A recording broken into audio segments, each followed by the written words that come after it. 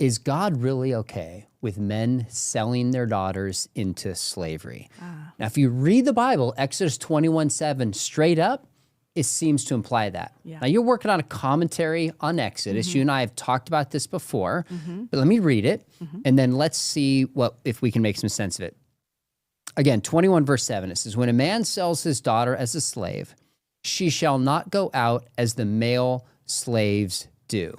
This seems immoral. This seems sexist. Yeah. Before we jump in, is there anything relevant to the context or other ways people take this passage before we get your take on it? Yeah.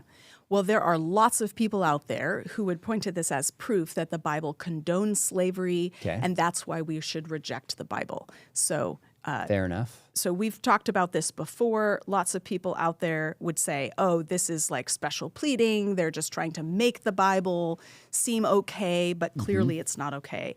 I think what those responses miss is that this is part of a law code that needs to be interpreted as a whole. And so if you read all of Exodus 20 through 24 and see what are all of God's commands for how his people should live, we see all sorts of clear boundaries and guardrails that prevent the exploitation of other people. So if you just have this verse, it sort of sounds like God's endorsing slavery. It totally does. But we need to understand that there are other guardrails in place to prevent slavery, and that this passage is casuistic law, which is to say it's discussing a non-ideal situation and putting up, again, guardrails so that exploitation doesn't happen in this less than ideal situation. This is not God saying, here's what I want for the world, go out and get slaves. This says, if a man sells his daughter as a servant, here's how this situation, this scenario should be regulated. It's not saying, hey guys, I have an idea for you, go do this. So that's, I think, really important for us to see.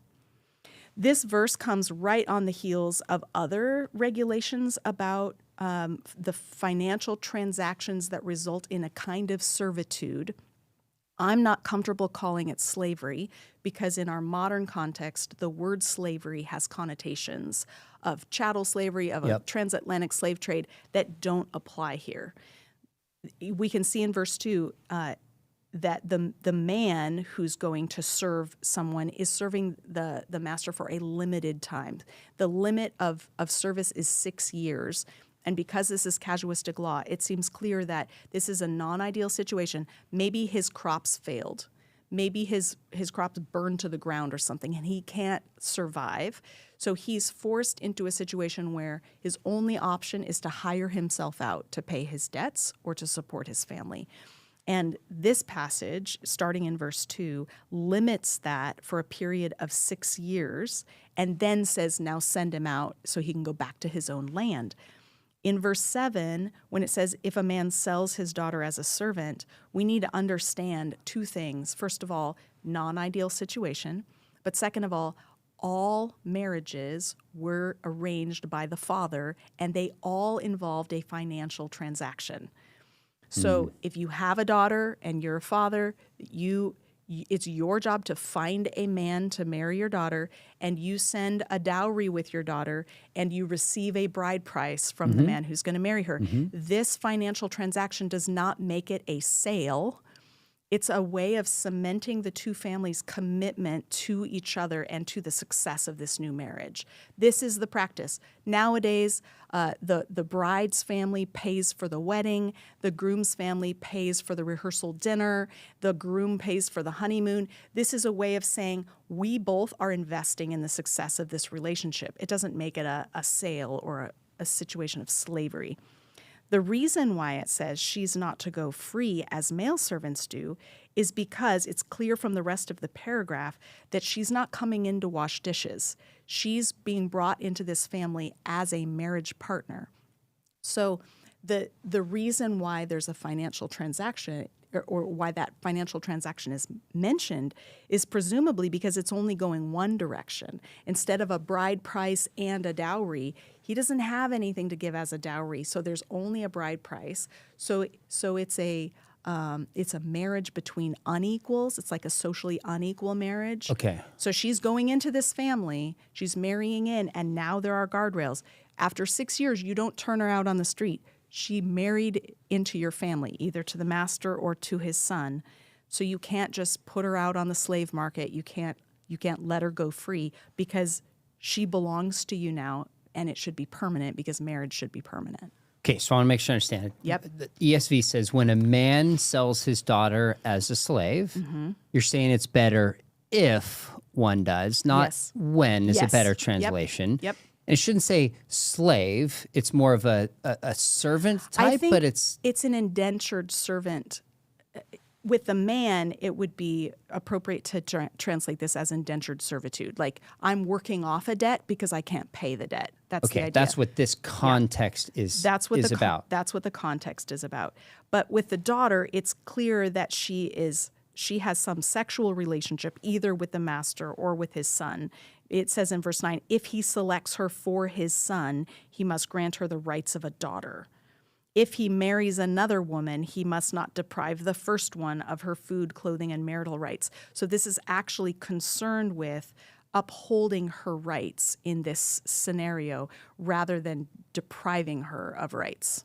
Okay, so part of the response was this is not God's ideal. So he's Right. not saying go ahead and just sell your daughters out into slavery, which if we're dealing now with a marriage type relationship, is the reason it's not ideal because there's like a social inequality in the culture at that Yes. time. So you'd say it's building in a sense of, even though this doesn't match cultural expectations, Yeah. if you do this, there's going to be an exchange Yeah. and we're going to protect the rights Yes. of this woman. So really, this has nothing to do with the kind of slavery that we think of when we isolate this book. It's not like, well, I need to make money and sell her to a foreign land. I could sell my car. Of course, you couldn't sell a car at that time, but My I could chariot. I could sell my chariot. ox, whatever it is. It's not like she's an object Right. I just sell. That is not going on at all Yeah. in your mind in this passage. No, it's more like a father is arranging marriage for his daughter, but he doesn't have what he would normally have to bring to the table to make it work. So he finds someone who's willing to be charitable towards him in his deplorable situation, or they're destitute as a family, and the man says, "Sure, I can provide a home for your daughter, and here's how this is going to work." So there is an exchange of wealth. There's some money that goes to the original, to the father of the daughter, and that's what's making it possible for him to pay his debts. But this woman is now not allowed to be treated as a second-class citizen. She has to have all the rights of a daughter, all the rights of a married woman in that household, and you can't just send her out on the street when you're tired of her. So one of the key takeaways here is context. Yes. A cultural context, linguistic context, and the passage context makes it very different than pulling this passage out alone, almost like the opposite of what we would think when isolating it in the way you're exegeting it.